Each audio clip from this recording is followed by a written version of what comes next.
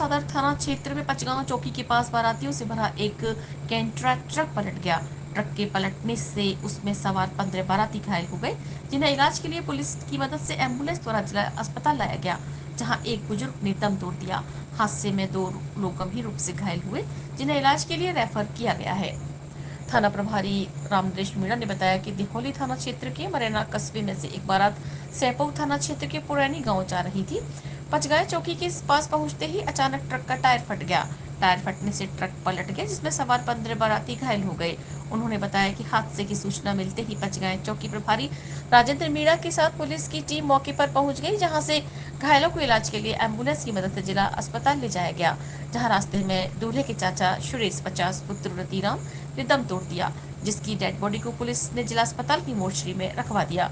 थाना प्रभारी ने बताया कि ट्रक में सवार सभी बाराती मरैना कस्बे से सतीश पुत्र विरमा लाल की बारात में शामिल होने के लिए पुरौनी गांव की ओर जा रहे थे, जो रास्ते में हादसे का शिकार हो गए हैं।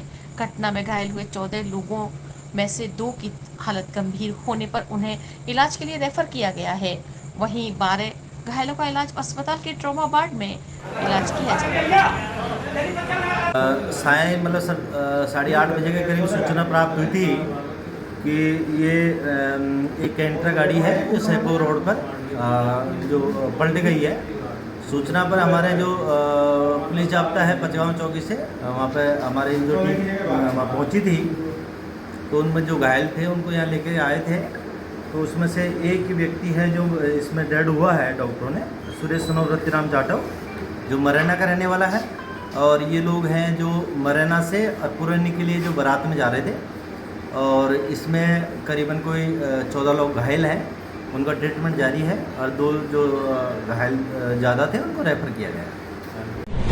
धौलपुर जिले में पड़ रही उमस भरी गर्मी के बीच गुरुवार की देर शाम को अचानक मौसम का मिजाज बदल गया और आंधी के साथ हुई भारी बारिश से मौसम सुहावना हो गया। बारिश से पड़ रही उमस भरी गर्मी से लोगों को राहत मिली है। धौलपुर में 3 दिन से बारिश का दौर थम चुका था और उमस भरी गर्मी से लोग बेहाल हो रहे थे। साथ ही विद्युत कटौती से भी लोग परेशान हो रहे। लेकिन गुरुवार की देर शाम को अचानक आंधी चलना शुरू हो गया। इसके बाद हुई बारिश से मौसम सुहावना हो गया, लेकिन बारिश के दौरान बिजली गुल हो गई। धौलपुर जिले में लगातार हुई बारिश से सब्जियों के दाम में बढ़ोतरी हुई है। सबसे ज्यादा भाव तो पिछले 20 दिन में बढ़े हैं। सभी सब्जियों के भाव 2 से 3 गुना तक बढ़ गए हैं। जून माह में टमाटर 10 से 20 रुपए किलो में बिक रहा था, लेकिन अब इसका भाव 80 से 100 रुपए किलो हो गया है। हरी मिर्च 80 रुपए तो शिमला मिर्च 120 रुपए किलो में बिक रही है। पत्ता गोभी 50 रुपए, बैगन 50 रुपए, ग्वार फली 60 रुपए, काशी फल 50 रुपए, प्याज 60 रुपए, आलू 50 रुपए, भिंडी 50 रुपए, कटहल 60 रुपए, फूल गोभी 100 रुपए, भिंडी 50 रुपए, अरबी 60 रुपए, लौकी 50 रुपए, पालक 50 रुपए, धनिया 100 रुपए किलो के भाव चल रहे हैं। सब्जियों के बढ़ते दाम ने हर घर की रसोई का बजट बिगाड़ दिया है। जिले की सब्जी मंडी में सब्जी की आवक कम हो रही है और ज्यादातर सब्जियां बाहर से आ रही हैं। सब्जियों के बढ़ते दामों ने आम उपभोक्ता के घर का बजट बिगाड़ दिया है। लोगों को अब 1 माह तक सीमित बजट में ही काम चलाना पड़ेगा। सब्जी विक्रेताओं के मुताबिक भीषण गर्मी में कुछ फसल नष्ट हो गई और अब बारिश होने की वजह से खेतों में पानी भर गया है, जिसके कारण सब्जियों की पैदावार कम हो गई है। ऐसे में सब्जियों के दाम 2 गुने और 3 गुने हो गए हैं। 1 महीने तक सब्जियों के भाव ऐसे ही बढ़ते रहेंगे। इस समय सब्जियां बाहर से आ रही हैं। लोगों के मुताबिक सब्जियों के दाम बढ़ने से अब इसका असर घर की रसोई पर पड़ने लगा है। घरों में भी सब्जियों के तड़के में कमी आई है। जिन घरों में 2 से 3 सब्जियां एक समय में बन रही थी, वहां अब एक ही सब्जी से काम चलाया जा रहा है। लोगों ने बताया कि पहले टमाटर 1 किलो खरीदते थे, अब सिर्फ 250 ग्राम खरीदना पड़ रहा है। लोगों ने बताया कि आलू, प्याज, टमाटर, भिंडी, बैगन, ग्वार, धनिया, हरी मिर्च, काशी फल, गोभी पत्ता गोभी, शिमला मिर्च, टिंडे, तोरई, अरबी, पालक, सभी सब्जियों के भाव 50 रुपए से लेकर 120 किलो चल रहे हैं। परिवार को चलाने के लिए क्या क्या खाएं और क्या ना खाएं। लोगों ने बताया कि पहले घर के लिए 2-3 सब्जी खरीद कर ले जाते थे और अब एक ही सब्जी खरीद कर ले जा रहे हैं। सब्जियों के भाव आसमान छू रहे हैं। एक ही सब्जी से काम चलाना पड़ रहा है। लोगों ने बताया कि आलू, प्याज के बाद टमाटर के भाव आसमान पर पहुंच गए हैं। बरसात की वजह से सब्जी काफ़ी महंगी हो गई है और गरीब आदमी के लिए सब्जी खरीदना काफ़ी महंगा हो रहा है। हमने ये थोड़ी सी सब्जी खरीदी, ये 200-250 रुपये की सब्जी हो रही है और ये कटोरा देखो, कटोरा 200 रुपये किलो बिक रहा है। और गरीब आदमी के लिए सब्जी खाना काफ़ी महंगा पड़ रहा है। बरसात के कारण बाहर से सब्जी भी नहीं आ रही है, इसलिए सब्जी पे काफ़ी दाम बढ़े हुए हैं और आम आदमी के लिए काफ़ी परेशानी है। आदमी भाव पूछ के सब्जी को अपने अंडे का कर ले नहीं पा रहा है। इस बार क्या है कि सब्जी का भाव कुछ ज़्यादा ही, हर बार वैसे देखा जाए तो पैसे बढ़ते हैं, लेकिन इस बार बरसात को देखते हुए ऐसा मतलब सब्जी के दामों में बहुत ज़्यादा बढ़ोतरी देखने को मिली है। कोई भी सब्जी देखो तो 60 रुपये 70 रुपये से किलो कोई सब्जी नहीं मिल रही है कम। इस बार आम आदमी के लिए क्या है कि सब्जी खरीदना बहुत ऊपर हो गया है। और क्या कहते हैं, ये थोड़ी सी सब्जी अपने लिए देखिए, और ये क्या कहते हैं 200 रुपये की सब्जी है, इसमें 2-3 सब्जियाँ हैं मात्र, 200 रुपये की हमने किया है। इस बार महंगाई कुछ ज़्यादा ही है सब्जियों में ऊपर। सब्जी बारिश की वजह से, बहुत पानी भरने की वजह से सब्जी बहुत ही उचित रेट, बहुत बढ़ गई है रेट। इसलिए पहले 20 रुपये थी, 10 रुपये किलो अस्सी कुछ चीज़, आज 100 रुपये किलो, 80 रुपये किलो, 70 रुपये किलो बिक रही है। और महंगाई के लिए आदमी परेशान है। जो 1 किलो लेने वाला था 100 ग्राम और 250 ग्राम से काम चला रहा है, और बहुत ही स्थिति खराब है साहब सब्जी के बारे में। टमाटर की क्या रेट हुआ? और टमाटर ना समझ लो 10 रुपये 20 रुपये किलो बेचने वाला आज 100 और 120 बिक रहा है मार्केट के अंदर। तो आदमी 100 ग्राम और 50 ग्राम से काम चला रहा है, और बढ़ती जा रही है कोई चीज़ की निश्चित नहीं हो पा रहा है कि किसके आदमी चौंक रहा है कि सब्जी लेने में कि लेऊँ कि नहीं लेऊँ। और दुकानदार बैठा हुआ है, बिक नहीं रही महंगी की वजह से। बहुत स्थिति खराब है साहब। दुकानदार महंगी ले आता है पर बेचती नहीं है, ग्राहक लौट जाता है। आदमी के पास 20 रुपये अब खेती जा रही है 40 रुपये की, 50 रुपये की, तो कहाँ से खरीद दुकानदार। टमाटर 8-10 दिन पहले 20 रुपये किलो था, आज 100 रुपये किलो है। लौकी 20 रुपये किलो थी, आज 50-60 रुपये किलो है। तोरई 50-60 रुपये किलो है। बैंगन 50-60 रुपये किलो है। भिंडी 50-60 रुपये किलो है। इतनी महंगी बरसात के कारण 15 दिन से बारिश हो रही है लगातार, इसलिए महंगाई है। मंडी से महंगा आ रहा है, महंगाई बेचना पड़ रहा है। घटने की उम्मीद अभी नहीं, बारिश के बाद नहीं घटेंगे पैसे, बारिश से पहले कुछ नहीं हुआ था। बाड़ी में प्रत्येक महीने के दूसरे गुरुवार को आयोजित होने वाली मासिक जन सुनवाई बैठक का आयोजन पंचायत समिति सभागार में किया गया।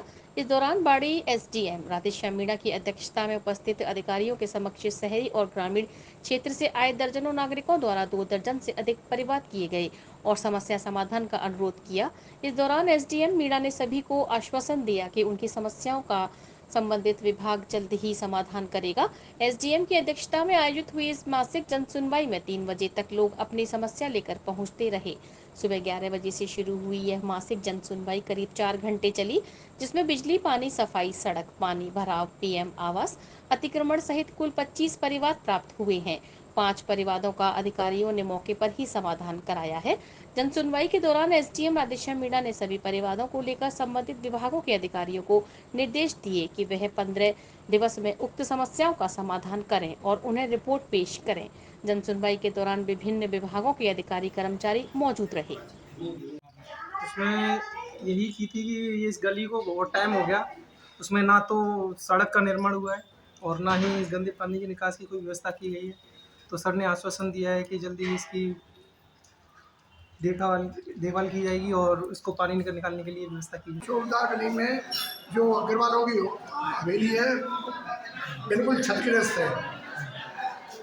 वो बरसात के टाइम में मंचर जरूर गिर सकती है और जान हानि का पूरा खतरा है उसमें। हमारी साइड में ये अग्रवाल रहती है, इनके बच्चे छोटे छोटे हैं। कोई भी कई बार मैं नहीं चुका हूँ, कोई सुनवाई नहीं हमारी।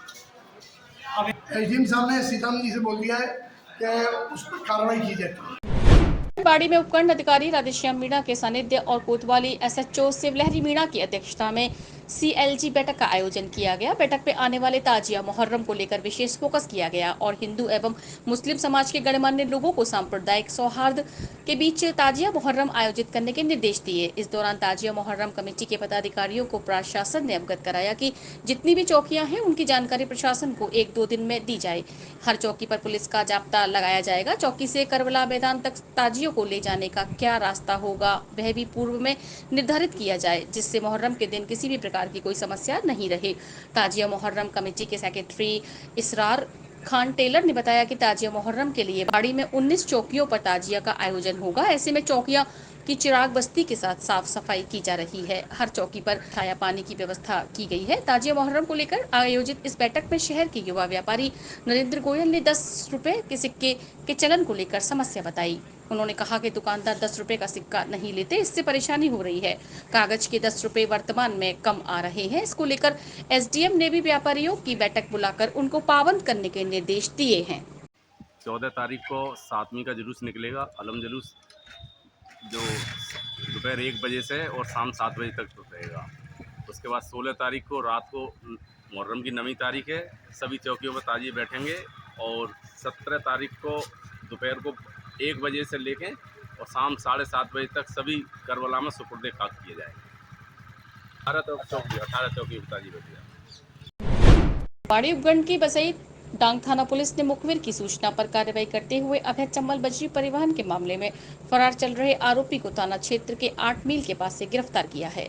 बसई डांग थाना अधिकारी घनश्याम सिंह ने बताया कि जिला पुलिस अधीक्षक धौलपुर सुमित मरढ़ा के निर्देशन में वांछित अपराधियों की धरपकड़ के लिए चलाए जा रहे अभियान के तहत कार्यवाही करते हुए अवैध चंबल बजरी परिवहन मामले में लिप्त फरार चल रहे आरोपी गिरिराज पुत्र मुंशी गुर्जर निवासी दोनारी जिला मुरैना एमपी को 8 मील चौकी डांग किनारे से गिरफ्तार किया है, जिसके खिलाफ थाने पर दर्ज मामले में पूछताछ के साथ कार्यवाही की जा रही है। धौलपुर के आंगई थाना पुलिस ने अवैध खनन को लेकर कार्रवाई करते हुए पत्थरों से भरी ट्रैक्टर ट्रॉली को जब्त किया है। कार्रवाई के दौरान अवैध खनन कर पत्थर लेकर आ रहा ट्रैक्टर ट्रॉली ड्राइवर पुलिस को चकमा देकर फरार हो गया। थाना प्रभारी राम अवतार मीणा ने बताया कि गुरुवार को पुलिस को सूचना मिली थी कि कचपुरा गांव के पास एक आरोपी अवैध खनन कर पत्थर के एक ब्लॉक को लेकर ट्रैक्टर ट्रॉली से हाईवे की ओर आ रहा है। सूचना पर हेड कांस्टेबल सुनहरी लाल के नेतृत्व में टीम मौके पर भेजी गई, जहां पुलिस की टीम ने कचपुरा गांव के मोड़ पर नाकाबंदी शुरू कर दी। इसी दौरान पत्थर से भरी ट्रैक्टर ट्रॉली लेकर आ रहा ड्राइवर पुलिस को देखकर ट्रैक्टर ट्रॉली को छोड़कर फरार हो गया। पुलिस ने खनिज एक्ट के तहत मामला दर्ज कर ट्रैक्टर ट्रॉली को जब्त कर लिया है और आरोपी की भी तलाश शुरू कर दी है। धौलपुर जिले की सरमथुरा थाना पुलिस ने वाहन चोरी के मामले में पिछले 10 साल से फरार चल रहे आरोपी को गिरफ्तार किया है। गिरफ्तार किए गए आरोपी को पुलिस कोर्ट के आदेश के बाद से ही तलाश कर रही है। सरमथुरा थाना प्रभारी गौरव कुमार ने बताया कि वर्ष 2010 में थाना क्षेत्र में आईपीसी की धारा 342 और 382 के तहत एक मामला दर्ज हुआ था, जिस मामले में पुलिस ने तत्कालीन समय में आरोपी को गिरफ्तार कर कोर्ट के समक्ष पेश किया था। कोर्ट में पेशी होने के बाद से ही आरोपी फरार चल रहा था। कोर्ट के आदेश आने के बाद से ही पुलिस वर्ष 2010 के मामले में फरार चल रहे आरोपी देवेंद्र पुत्र चौप सिंह निवासी महू का नगला थाना बसेड़ी की तलाश कर रही थी। आरोपी के करौली धौलपुर हाईवे स्थित मधुबन ढाबा पर आने की सूचना मिली थी, जिस सूचना पर आरोपी को गिरफ्तार कर लिया है। राजाखेड़ा के अजीतापुरा गांव के हार में 55 वर्षीय अधेड़ का मिला शव, जांच में जुटी पुलिस। धौलपुर जिले के राजाखेड़ा थाना क्षेत्र के अजीतापुरा गांव के हार में गुरुवार शाम एक 55 वर्षीय अधेड़ का शव मिलने का मामला सामने आया है। घटना की सूचना पर मौके पर पहुंची पुलिस ने मृतक के शव को अपने कब्जे में लेकर राजाखेड़ा के शहीद राघवेंद्र सिंह सामुदायिक स्वास्थ्य केंद्र की मोर्चरी में रखवा दिया, जहां मृतक के परिजनों की मौजूदगी में शव का पोस्टमार्टम कराने की कार्रवाई की गई है। मृतक की पहचान उत्तर प्रदेश के जहारपुरा दाड़ की निवासी रामजी लाल पुत्र रघुवर के रूप में हुई है। पुलिस से मिली जानकारी के मुताबिक गुरुवार शाम राजाखेड़ा उपखंड के अजीतापुरा गांव के हार में एक व्यक्ति का शव पड़ा होने की सूचना मिली थी। पुलिस ने मौके पर पहुंचकर मृतक के शव की पहचान होने पर उसके परिजनों को सूचना दी गई, जहां परिजनों के पहुंचने के बाद पुलिस ने शव का पोस्टमार्टम कराकर सब परिजनों को सौंप दिया है। आगे की कार्रवाई जारी है।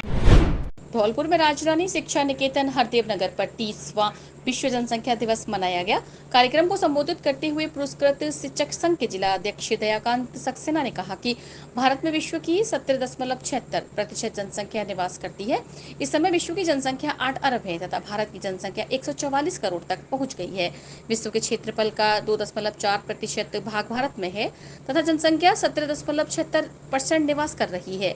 ये बढ़ती जनसंख्या एक चुनौती बन गई है, जिससे रोजगार के साधन कम हुए हैं। कृषि की भूमि में कमी, पेयजल की कमी, वन क्षेत्र की कमी तथा जीवन में काम आने वाले संसाधनों की कमी होती जा रही है। महानगरों में जीवन संकट में हो गया है।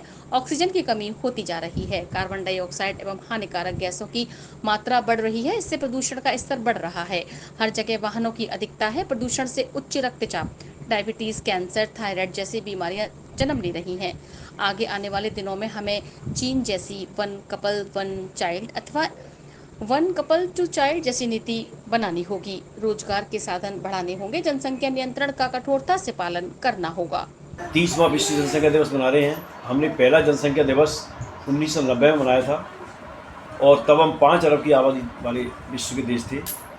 तो हमारी विश्व की आबादी 5 अरब थी, आज हमारी विश्व की आबादी 8 अरब हो चुकी है। भारत की जनसंख्या 2024 में 144 करोड़ से ऊपर निकल चुकी है। भारत के अंदर हर सेकंड में 4 बच्चे, हर मिनट में 240 बच्चे और एक दिन में 67,385 बच्चों से ऊपर बच्चे पैदा हो रहे हैं। ऐसी स्थिति में बहुत भयानक स्थिति आ रही है और संसाधन निरंतर घटते चले जा रहे हैं। ऑक्सीजन की मात्रा कम हो रही है, विषाक्त गैसों की मात्रा बढ़ रही है, कृषि भूमि कम होती जा रही है, पर्यावरण प्रदूषण बढ़ता जा रहा है, जगह जगह जाम लगे हैं, जगह जगह समस्या पैदा हो रही हैं। इतनी बड़ी जनसंख्या को संभालने के लिए हमारी पृथ्वी पर संसाधन सीमित होते जा रहे हैं। हमको तुरंत निर्णय लेना चाहिए देश हित में और विश्व के हित में कि एक व्यक्ति, एक दंपत्ति, एक बच्चा, 1 कपल 1 चाइल्ड, या एक दंपत्ति 2 बच्चे, 1 कपल 2 चाइल्ड। इसकी अगर नीति पर हम लोग अपना अमल करेंगे तो निश्चित रूप से अपने बच्चों को प्यार देंगे, शिक्षा देंगे, उसका भविष्य रोजगार उज्जवल होगा और हमारा ही नहीं पूरे संसार का भविष्य उज्जवल हो जाएगा। हम सभी इस पर अमल करें। धन्यवाद। Are you looking for a school that prioritizes academic excellence, fosters creativity, and nurtures individual growth? Then Emmanuel Mission School is the right school that you're looking for. A legacy of 35 plus years, Emmanuel believes that every child is unique, and with the right kind of educational framework and attention, every child can shine bright. Admissions are now open at Emmanuel Mission Senior Secondary School, Badi Road and Jail Road branches. For admissions from class nursery to class 12 are open now, limited seats only. You can enroll your child for better future.